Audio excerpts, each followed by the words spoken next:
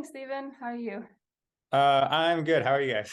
Yeah, Good, good. really Hi, good. Steve. Thank you. Thank you for doing this today. Thank you for taking the time.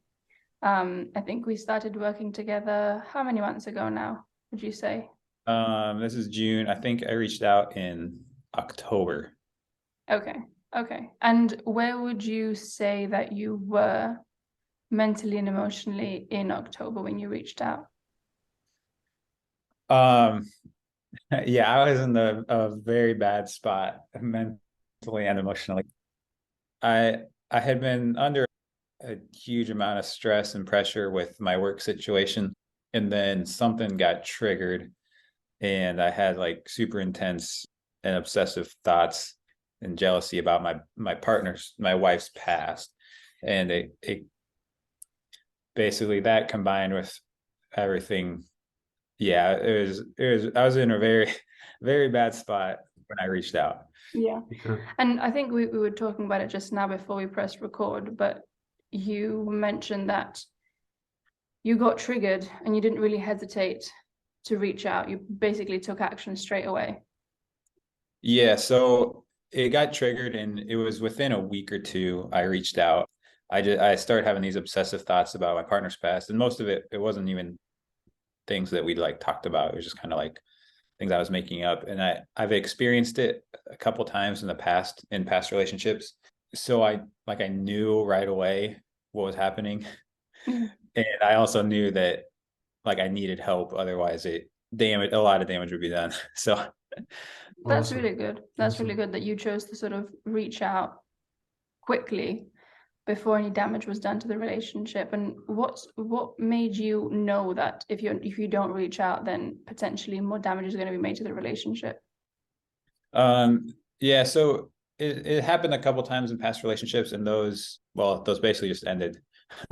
Yeah. Um and I mean the one of them was not a healthy relationship anyway, and it's for the best, but like that wasn't really an option here. I mean, I love my wife to death, so I wouldn't like that. I started, yeah, I was kind of looking around. I'm like, I needed something, and then I found you on YouTube, and I watched a few videos, and it was like everything you said hit so like perfectly to what I was feeling. Mm. It was kind of a relief to like, okay, there's other people who experience this, Yeah. and like someone can help me. So I found like the link underneath the YouTube video, initial consultation. I was like, yes, that. So Right. Okay. Cool. Had you tried anything before that to fix it? so I think the last time it happened with the other relationship, and that was almost 10 years ago. Okay, so a while ago. I think if I remember right, I think I might have read an ebook, um, and I did some meditation, and that did help some, and then the relationship ended, and then that kind of cured it for the time being. Oh, of course. um, so yeah. Okay. Okay. And before working together, had you experienced RTT, hypnotherapy, NLP, that kind of thing before, or was it the first time? That was definitely the first time. Yeah, that was new. I've done some like talk therapy before, but yeah, that all of that was new. I didn't really know much about it. I don't think I had any strong opinions either way. I'd seen like a hypnotist show a couple times, Okay. kind of doing good stuff. I think mainly I've heard of people trying to like had used it to quit smoking or something. Right. But outside of that, I didn't really have any strong thoughts on it, I guess. Mm-hmm. I have a newfound respect for it. I think it definitely helped me a lot. It was a good experience for me. So Yeah, Yeah, yeah. good. How would you describe your experience from start to finish working with us and working on yourself as well? overall, it was really good. I think I was able to work through a lot of a bunch of trauma from my past that I think I thought I'd work through, but I think I'd more just kind of shove things down. Mhm. Um, and I think I've come out of it with tools that can help me with other aspects of my life. Overall, I mean, I think it was exactly what I needed. Awesome, awesome. And so when you first reached out, to what degree were you suffering, would you say? Was it daily? How was it affecting you, your relationship? compared? Yeah, when I reached out, it was pretty much constant. So I think it got triggered, and I think I'd reached out within 2 weeks. And so it was like it kind of got triggered, and it was like something like that's uncomfortable. And by the time I reached out, it was just like a constant obsessive thoughts. Like I could hardly get out of bed in the morning. I felt like sick to my stomach most of the day. So that is about when I reached out. And I think we started working, it got better, and then I kind of had a relapse where it got probably even worse than it was then for a little while, but then it got a lot better. So Yeah. And where are you now with it, would you say? I mean, in comparison to when I started, like leaps and bounds ahead. Every once in a while, like a thought will pop up back into my mind. I'm not really like scared of them anymore. And it kind of like an uncomfortable thought pops into my head. And then instead of running with it and doing circles in my mind, it kind of feels uncomfortable. And I'll just kind of pay attention to that feeling. Stop whatever I'm doing, kind of like take a deep breath and pay attention to the feeling. And then it just kind of evaporates. So I think working through how to deal with it when it happens was incredibly valuable. So do you think that addressing the root cause and past trauma and just stuff that you've been through in the past also helped you not react to the thoughts or let them go a lot faster? Yes. And some of the root causes, there's like specific events that were traumatic that kind of led to beliefs about myself. I think it's kind of like I needed to be the best at everything. And so if like anything went wrong, it would kind of like shatter that view I had of myself. And then also have always been like really hard on myself. Like I expect myself to be perfect. And so kind of coming out of that with more self-compassion. If I mess up, like I can be compassionate to myself. It's kind of a dramatic change in my life. And it's also affecting other areas of my life too. Yeah. I think I forgot what the original question was there, but I think it was about just the root cause and how you feel that basically fuels the thought. And when you're in the RJ and you're in the thick of it, you're not thinking about past trauma, you're thinking about your partner's past. That in your mind is the problem. But then once you tackle the root cause and you also learn how to deal with it, then things really start to shift in a more, I guess, natural way than trying to like force them or distract yourself or suppress them or, that kind of thing. Yeah, the suppressing thing, that was actually one of the big things we had worked through too. In a couple of sessions with Sean, where I feel like I had a lot of emotions that I just like uncomfortable ones that I kind of repressed for a long time, and allowing myself to like feel emotions.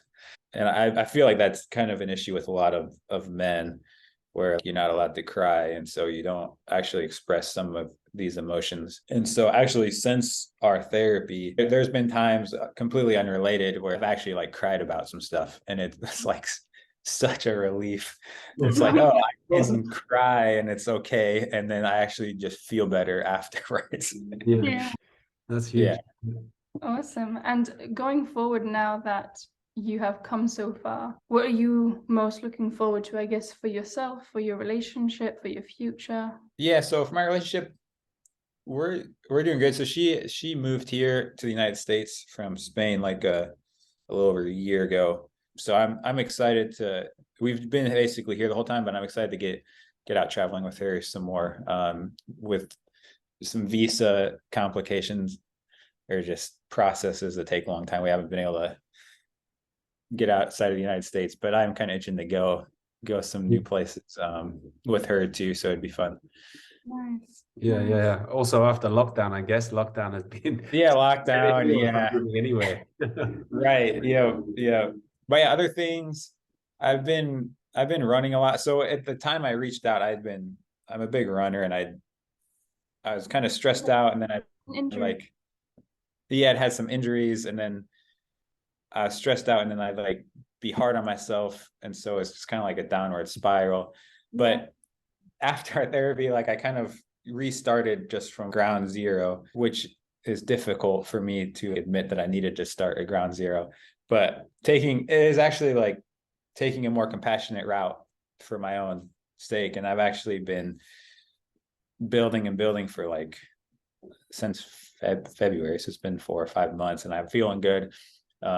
Hopefully sign up for some big races or something in the next year. Awesome. It's exciting. Yeah. Yeah. I think that's the thing. I think I've made a video on it in the past, but people are like, what's it like to be over RJ? What's it like for it not to be a big deal anymore?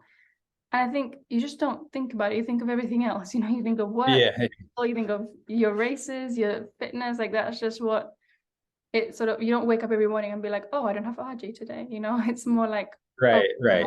Naturally, just having, I guess, taking your life back in a Yeah. way. Awesome. And what would you say to people that are struggling today? What advice would you give them? What would you, people that are really in the thick of it right now? For RJ specifically? Yeah. I would tell them to call you guys up. There is hope, like you can get through it. But it'll take some work, you know. Absolutely. Yeah. But definitely ask for help. I think, yeah, if I would ask for help a decade ago, I probably would have saved myself a lot of pain and pain and stuff. You definitely asked for help at the right time, in the right relationship, which I think is massive for you, because you really recognized it, said, no, not in this relationship. Were you married already? You were. Yeah, we were married, and it was something I knew about myself. Like I knew I'd been really jealous in the past, and I thought it was something I'd worked through. But I think I'd actually just kind of shoved it all down. But yeah, it came out, and that was one thing I had to work through too, where it was almost hard for me to accept all of the love that she gave me, where it was almost like I didn't feel like I deserved it. And then that's kind of how I felt. Yeah, that does it. Yeah, it does make sense as well, though.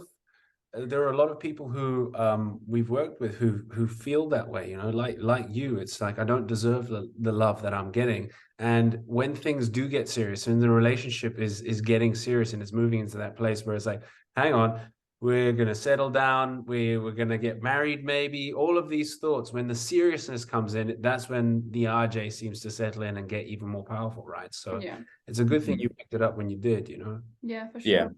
For sure. And I think another thing that happens with people is with the reassurance that the partner will give the sufferer, if on a level you don't feel lovable enough or worthy of happiness or good enough or whatever it is, you're going to have difficulty accepting that reassurance and letting it in. And sometimes RJ can act like a sabotage for the whole thing, you know, if you don't believe you're worthy of happiness and love, that this can happen. So it absolutely makes sense what you're saying, and thank you so much for sharing and talking to us today and sharing your story. Yeah, I'm sure it'll help a lot of people. No, thank you guys for everything. I appreciate it.